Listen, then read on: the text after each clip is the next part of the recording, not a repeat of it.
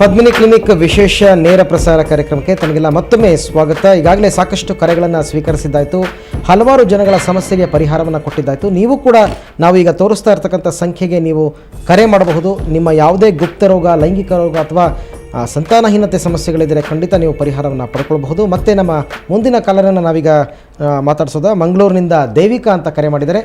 ದೇವಿಕಾ ಅವರೇ ನೋಡಿ ಮಾತನಾಡಿ, ಡಾಕ್ಟರ್ ಇದ್ದಾರೆ ನಮ್ಮ ಜೊತೆನಲ್ಲಿ, ಏನು ಸಮಸ್ಯೆ ಇದೆ ಹೇಳ್ಕೊಳ್ಳಿ. ಹಲೋ ಹೇಳಿ ಮೇಡಮ್. ಹೇಳಿ. ನನ್ಗೆ ಅಂದ್ರೆ ಸಮಸ್ಯೆ ಇದೆ.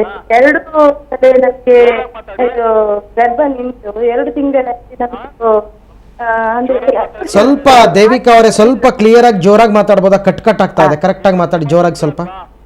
2 times ನಂಗೆ ಇದು ಪ್ರೆಗ್ನೆನ್ಸಿ ಆಗಿ ಇದು 2 months ಆಗುವಾಗ ಹಲೋ 2 months ಆಗುವಾಗ ಮಗು ಇದು ಹಾರ್ಟ್ ಬೀಟ್ ನಿಲ್ತದೆ.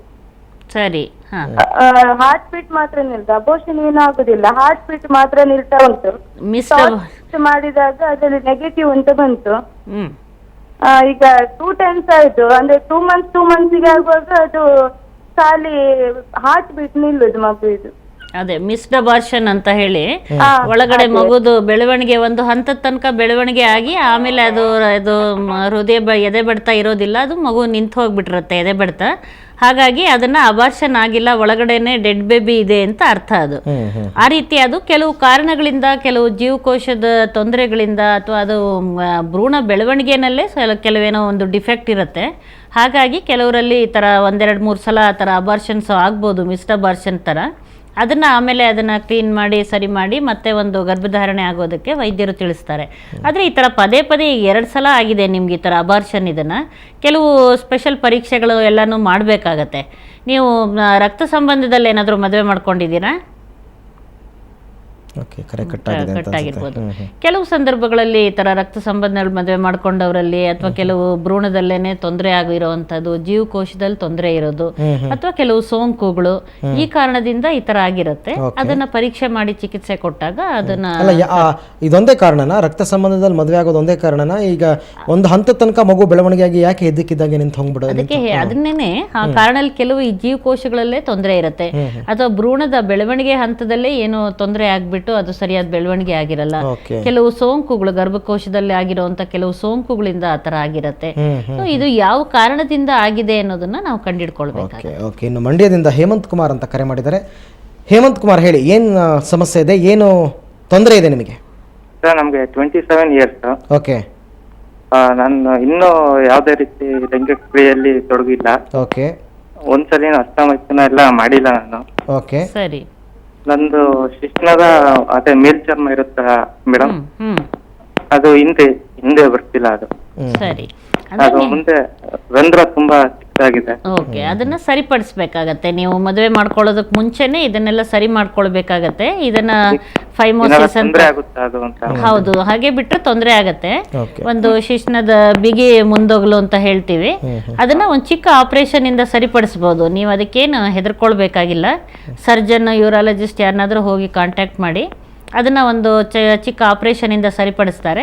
ಕೆಲವು ವಿಷಯಗಳು ಲೈಂಗಿಕತೆ ಬಗ್ಗೆ ನಿಮಗೆ ಹೆಚ್ಚಿನ ಅರಿವು ಇರಲಿಲ್ಲ ಅಥವಾ ಅದ್ರ ಬಗ್ಗೆ ತಿಳುವಳಿಕೆ ಇರಲಿಲ್ಲ ಅಂದರೆ ಯಾರ ಹತ್ರ ಲೈಂಗಿಕ ತಜ್ಞರ ಹತ್ರ ಬಂದು ಆಪ್ತ ಸಮಾಲೋಚನೆ ಮಾಡಿಸ್ಕೊಳ್ಬೋದು. ಅಥವಾ ಕೆಲವು ಪುಸ್ತಕಗಳು ಇರೋದನ್ನ, ಈ ಲೈಂಗಿಕತೆ ಮೇಲೆ ಸರಿಯಾದ ರೀತಿಯಲ್ಲಿ ಬರೆದಿರುವಂಥ ಪುಸ್ತಕಗಳನ್ನ ಕೂಡ ಅವರು ಓದಿ ಕೆಲವನ್ನ ತಿಳ್ಕೊಳ್ಬೋದು. ಅದು ಯಾಕೆ ಆ ಥರ ಆಗುತ್ತೆ? ಕೆಲವರಲ್ಲಿ ಮಾತ್ರ ಈ ಥರ ಕಾಣಿಸ್ಕೊಳ್ಳುತ್ತಾ, ಈ ಚರ್ಮ, ಮುಂಭಾಗದ ಚರ್ಮ? ಹೌದು, ಅದು ಹುಟ್ಟಿನಿಂದಾನೇ ಅವ್ರಿಗೆ ಕೆಲವರು ಬಿಗಿ ಚರ್ಮ, ಅದು ಬೆಳವಣಿಗೆ ಆಗಿರೋದೇ ಆ ಥರ ಇರುತ್ತೆ. ಹಾಗಾಗಿ ಅಂಥವರು ಇದನ್ನ ಸರಿಪಡಿಸ್ಕೋಬೇಕು. ಇನ್ನು ಮೈಸೂರಿನಿಂದ ಚಂದ್ರಕಲಾ ಅಂತ ಕರೆ ಮಾಡಿದ್ದಾರೆ. ಚಂದ್ರಕಲಾ ಅವರೇ ಮಾತನಾಡಿ, ಡಾಕ್ಟರ್ ಇದ್ದಾರೆ, ಹೇಳ್ಕೊಳ್ಳಿ, ಏನ್ ಸಮಸ್ಯೆ ಇದೆ ಹೇಳ್ಕೊಳ್ಳಿ ನೀವು. ಓಕೆ, ನಮಸ್ತೆ ಮೇಡಮ್. ನಮಸ್ತೆ, ಹೇಳಿಮ್ಮ. ಆಕ್ಚುಲಿ ನನಗೆ ಇವಾಗ ಮಗು ಬೇಕು ಅಂತ ಹೇಳಿ ಟ್ರೈ ಮಾಡ್ತಾ ಇದೀವಿ. ಸರಿ. ನಮ್ಮ ಯಜಮಾನ್ರಿಗೆ ಶುಗರ್ ಇದೆ. ಸರಿ. ಹಂಗಾಗಿ ಏನಾದ್ರೂ ಪ್ರೆಗ್ನೆನ್ಸಿ ಆದ್ರೆ ಮಗುಗೂ ಶುಗರ್ ಬರುತ್ತಾ ಅಂತ ಕೇಳ್ಬೇಕಿತ್ತು.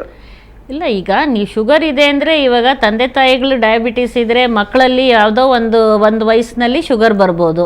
ಅದು 30 ವರ್ಷ, 40 ವರ್ಷ, 50 ವರ್ಷ ಯಾವಾಗಾದ್ರೂ ಬರ್ಬೋದು. ಅದು ಆಕ್ಚುಲಿ ಇವಾಗ ಹುಟ್ಟೋ ಪಾಪುಗೆ ಆತರ ಬರೋದಿಲ್ಲ. ಇಲ್ಲ, ತಕ್ಷಣಕ್ಕೆ ಹುಟ್ಟೋ ಮಗುಗೆ ಬರೋದಿಲ್ಲ.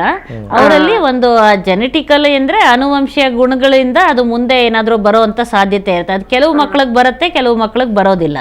ಹಾಗಾಗಿ ಅಂದ್ರೆ ನಾನು ಸುಮಾರು ಒಂದು 4-5 ಅಬೋರ್ಷನ್ ಮಾಡಿಸ್ಬಿಟ್ಟಿದೀನಿ.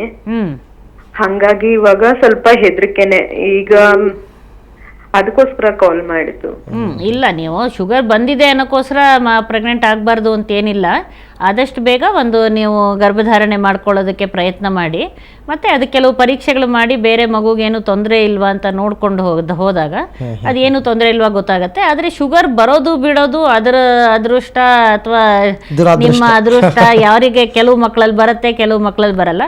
ಆದರೆ ಕೆಲವು ಜೀವನ ಶೈಲಿ ಬದಲಾವಣೆಗಳಿಂದ ಹೆಚ್ಚಿಗೆ ತೂಕ ಜಾಸ್ತಿಯಾಗಿ ಈ ಥರ ಹೆರಿಡಿಟ್ರಿ ಫ್ಯಾಕ್ಟರ್ಸ್ ಇದ್ದಾಗ ತೂಕ ಜಾಸ್ತಿ ಆಗ್ದಂಗೆ ಮತ್ತು ಜೀವನ ಕ್ರಮದಲ್ಲಿ ಜೀವನ ಶೈಲಿನಲ್ಲಿ ಸರಿಯಾದ ಬದಲಾವಣೆ ಮಾಡ್ಕೊಂಡಾಗ ಈ ಶುಗರ್ ಬರೋದನ್ನ ತಪ್ಪಿಸ್ಬೋದು, ಅಥವಾ ಬಹಳ ವಯಸ್ಸಾದ ನಂತರ ಬರೋ ಥರ ಮುಂದೆ ಹಾಕ್ಬೋದು ಅಷ್ಟೇ.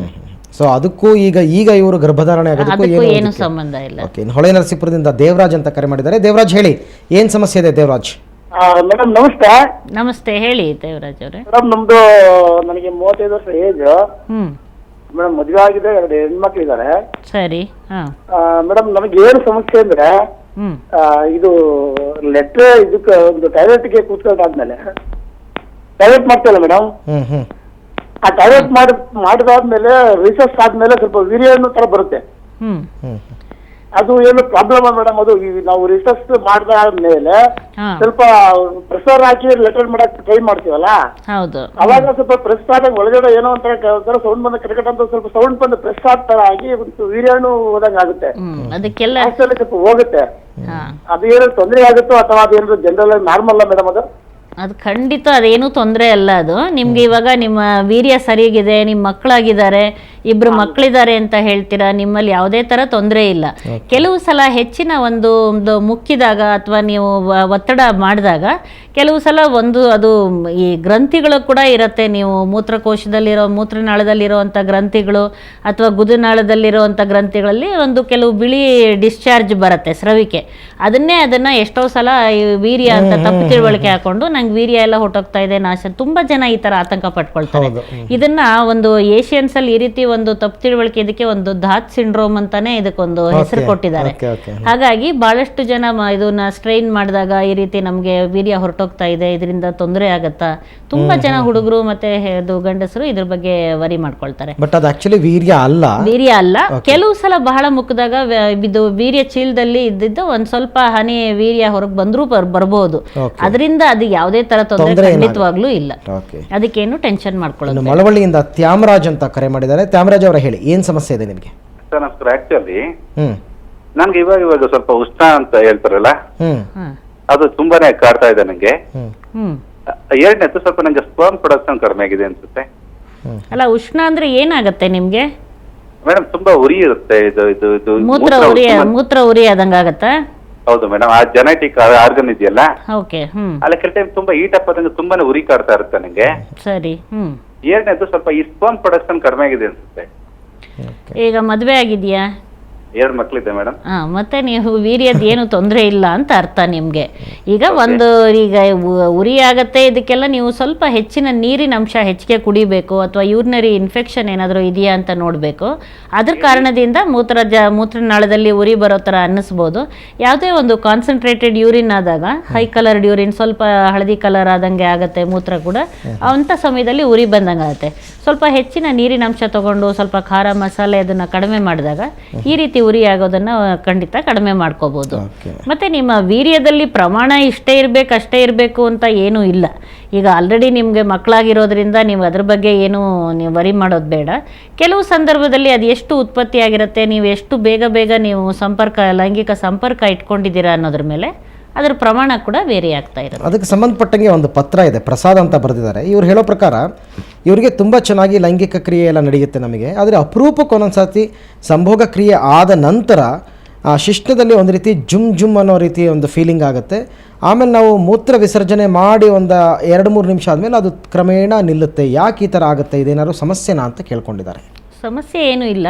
ಕೆಲವು ಸಲ ಈಗ ಅರ್ಲಿ ಮಾರ್ನಿಂಗ್ ಎರೆಕ್ಷನ್ಸು ಅಥವಾ ಅವರು ಮೂತ್ರ ಮಾಡಬೇಕಾದ್ರೆ ಅದರದನ್ನು ಒಂದು ಸಲ ಇದು ಟ್ಯೂಮಿಸೆನ್ಸ್ ಅಂತ ಹೇಳ್ತೀವಿ ನಾವು, ಅಂದರೆ ಅದು ಗಡ್ಸಾಗೋದು, ಮೆತ್ತಗಾಗೋದು, ಗಟ್ಟಿ ಆಗೋ ರೀತಿನಲ್ಲಿ ಅದು ಮೂತ್ರ ಮಾಡಿದ ಮೇಲೆ ಕೆಲವು ಸಲ ಅದು ಕಡಿಮೆ ಆಗತ್ತೆ.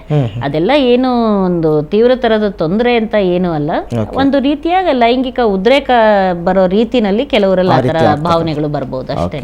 ಓಕೆ ವೀಕ್ಷಕರೇ, ಇನ್ನು ಸಾಕಷ್ಟು ಸಮಯಾವಕಾಶ ಇದೆ. ತುಂಬ ಜನ ಕರೆ ಮಾಡ್ತಾ ಇದ್ದಾರೆ. ಅದರಲ್ಲೂ ಬಹಳ ವಿಶೇಷವಾಗಿ ಹೆಂಗಸರು ಇತ್ತೀಚಿನ ದಿನಗಳಲ್ಲಿ ನಮ್ಮ ಕಾರ್ಯಕ್ರಮದಲ್ಲಿ ತುಂಬ ಇದಾಗಿ ಮಹಿಳೆಯರು ಪಾಲ್ಗೊಳ್ತಾ ಇದ್ದಾರೆ. ಸಂತೋಷ ಅದು. ತುಂಬ ಸಂತೋಷದ ವಿಚಾರ, ಯಾಕೆಂದರೆ ಓಪನ್ ಅಪ್ ಆಗಿ ಮಾತಾಡ್ತಾ ಇದ್ದಾರೆ, ತಮ್ಮ ಸಮಸ್ಯೆಗಳನ್ನು ಹೇಳ್ಕೊಳ್ತಾ ಇರ್ತಕ್ಕಂಥದ್ದು. ಇನ್ನೂ ಸಮಯಾವಕಾಶ ಇದೆ, ಕರೆ ಮಾಡಿ ನಿಮ್ಮ ಸಮಸ್ಯೆಗಳಿಗೆ ಪರಿಹಾರವನ್ನು ಕಂಡುಕೊಳ್ಳಿ. ಮತ್ತೊಂದು ಸರ್ತಿ ನಮ್ಮ ಕಚೇರಿಯ ವಿಳಾಸವನ್ನು ನೋಡ್ತಾ ಒಂದು ಪುಟ್ಟ ಬ್ರೇಕನ್ನು ತಗೊಳ್ಳೋಣ.